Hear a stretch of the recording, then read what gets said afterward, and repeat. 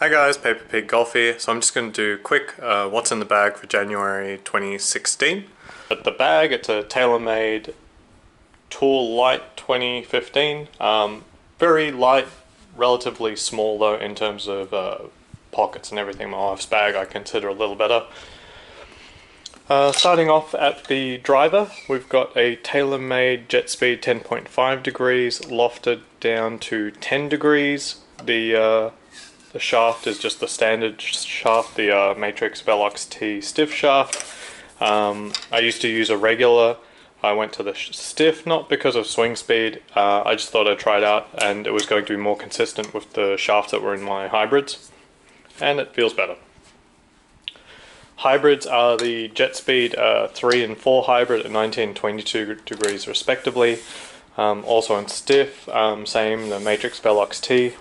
I really enjoy using these hybrids now. I've got a lot of confidence in them, but it really has taken 5 months to get to that stage. Has been disconcerting up until that point.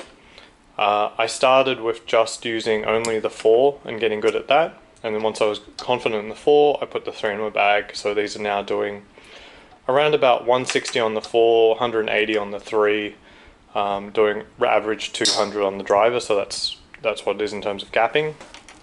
We have a Callie C groove, just a traditional blade style putter, and we have a SuperStroke Slim 3.0 on there. I added that after I know how to regrip clubs. I'll make a video on that eventually.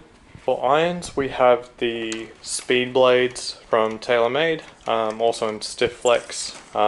These have been great, starting at 7 iron with the speeder pockets, going down to 5, and then the shorter irons from the SpeedBladez don't have the speed pocket. I definitely feel a significant difference between going from the 8 to the 7, so the short irons without the speed pockets to width, and I actually find that the 8 iron is very close to the 7, so I don't know what that really means, but I wish the 7 went further in general. So wedges, I've got the Taylormade ATVs. I used to have a 56, 60 and a 50.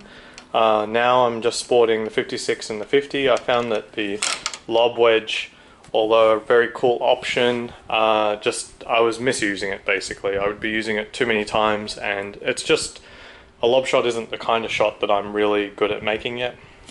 From the top, I've got a snake belly ball holder. I find this incredibly useful. I don't know why the bags don't come with golf ball holders and tee holders. I mean, I would have thought, you know, in addition to clubs, these kinds of accessories would be pretty common.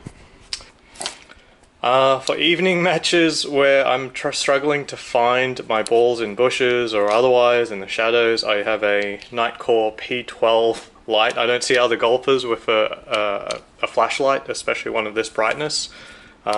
Certainly extremely bright. So that's saved me a few penalties here and there. I do recommend that. Then I've got a mobile phone holder. For range finding, I've got a Nikon Coolshot 20. I might do a dedicated review of this, but I did have a comparison review with this versus the Bushnell Tour V Jolt, whatever, V2 Jolt. I always keep a set of sunglasses with me. You never know when the glare is going to pop out through the clouds, even in wintertime. Normally keep in the apparel pocket either a laptop if I'm on the range to analyze my swing, or if I'm on call I might have a laptop in there anyway. I use something like this one, Asus, you know, it's like a tablet Windows 10 laptop, cheap but works, has the SD card reader on the side. Then in this pocket I normally have these during winter, these hand warmers. They help your hands from getting too cold, which is pretty valuable if you're trying to putt well. Got a Game Golf Live for shot tracking and stat keeping. This is a really fun part of this is probably my most favorite gadget. I really love seeing what my actual distances are and how I've actually done on the course and not just the score. Tells me that I need to do better at putting. Tool for the driver, so I'm not one of those that keeps changing it around, but if it's a particularly windy day, I might just loft down the driver a little bit. So this is based on conditions, not just for, you know, endless tweaking. Water bottle has a Contigo Auto Seal. I love the big handle, it slots in here quite easily. It's a great solid water bottle. Foot spray for use on the driver at the driving range, so I can see whether or not my suspicions about how well I'm hitting are accurate or not. As you can see though, although it's a widely used tip, I've never heard someone offer the caveat that it ruins your driver face. Like, you really got to get that stuff off the face quickly, otherwise it'll start looking like that. I don't mind, I really don't mind. I'd rather know where I'm hitting than care about how this looks. The Swing Caddy launch monitor, so it's a radar based launch monitor, about $180. This just helps at nighttime practice, which is my main form of practice, to get ranges on my shots. In terms of ball, I use basically anything. I used to try and use one ball consistently. That's something I read in a book. I figure I'd rather have the psychology problems of dealing with different balls and ball feel than the issues of having to deal with, like, wow, these balls are really costing me more money, or I'm running out of balls, something like that. Or having the psychological problems like, oh, I don't have my ball available, so I just use any. Although I do know the difference between them. So for example, this one's a Callaway Warbird, so this is in my bucket on the left hand side here, which is just crap balls. This thing is basically a rock.